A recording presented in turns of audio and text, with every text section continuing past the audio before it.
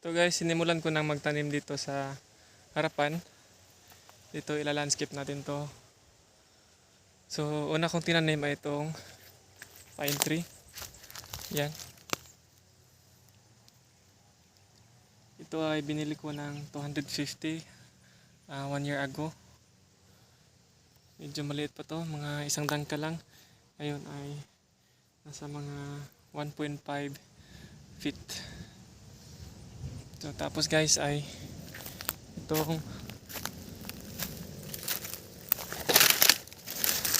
mangga Cebu, nilagay ko lang sa balde. Ayan. Ito ay mangga Cebu from Bukidnon. Ito naman guys ay dwarf na mangustin. Ito. Yan siya.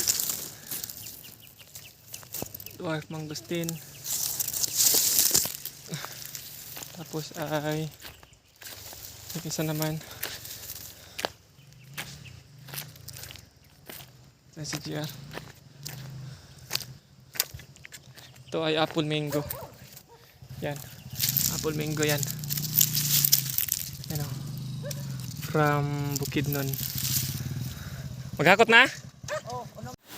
Ito na yung maliit nating bodega guys. Tapos na ang bubong. Kasama ko nga pala ngayon guys, yung mama ko at saka dalawa kong pamangkin. Yan, masaya kaming kumakain ng mga prutas.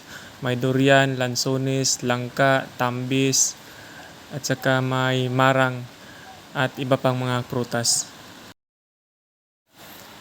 Yan yung durian guys na binigay ng kapitbahay ko kahapon.